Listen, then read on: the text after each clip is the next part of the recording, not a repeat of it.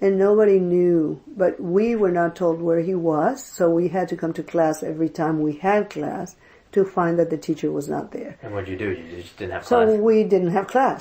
And that was totally different than from the States. We didn't have a syllabus in our hand. We didn't have a here's your list of books that you're going to... That was a totally different learning experience.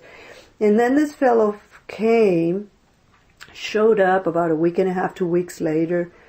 And I remember him, he was a big fellow with a big belly, and he sat up there, and he's in the center of the amphitheater, and we're all sitting, packed room.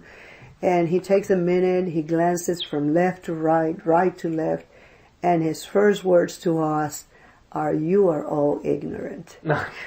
And so I remember that one of my French professors in the States had gotten her PhD from the Sorbonne, and when I came back to the States, she said, "Did you have so-and-so?" I can't remember his name.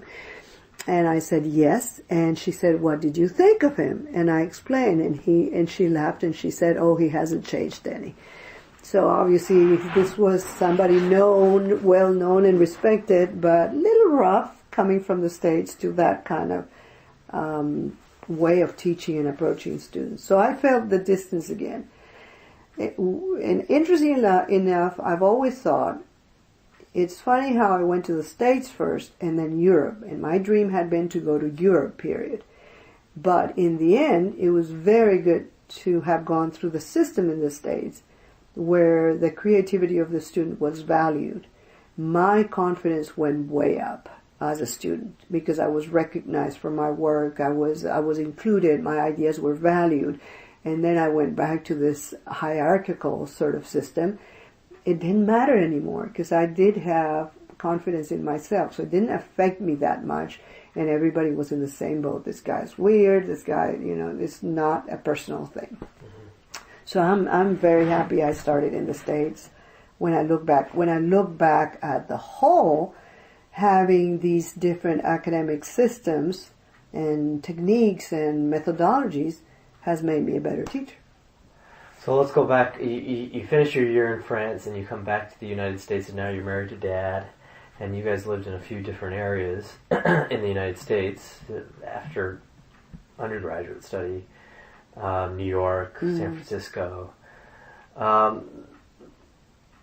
What were those experiences like to you? How did you feel? You say you had more confidence. How did you feel now living as a citizen in the United States? Not a student, but you're now making a life. What was that like? So everything was fun again. It was great fun. But then the first year when we had to pay taxes, of course, it's like, oh, this is different. I never did that when I was a student. I now have responsibilities. I'm a resident. I'm not a citizen. I'm considered a resident. But I worked. I have responsibilities. I have documentations. I have to deal with insurance, medical insurance, all those things that as a student, well, of course you have some sort of insurance, but I wasn't thinking, where's all this coming from? It was kind of an automatic process. You registered at the school, you signed the papers for insurance, you were in. If you got sick, you went to the infirmary, it's all taken care of. Now I felt like an adult. Now I feel like, okay, I'm living here and I have responsibilities and I have taxes to pay. And of course, being married, now I also have to adjust to being married to somebody who is from a different culture. And so those are big things. And there's some of the things that I remember, or the aspects of adjusting to that I remember that were totally superficial, but nonetheless were there. Things like if we were receiving friends that we had not seen for a long while, or you had to show your house had to be clean, you would use your best china, you would use your best everything. We didn't have anything really fancy, but if I had to choose between a cup for coffee that was a mug and a cup, I would go for the cup because that was my fancy way of receiving my guests. Well, to my North American husband, that was totally unnecessary. It's like we just relax and enjoy ourselves. So culturally, I started realizing that he and I were different. Yeah. And so adjusting to that was like adjusting to being married, except you're married to somebody with different ideas and different ways.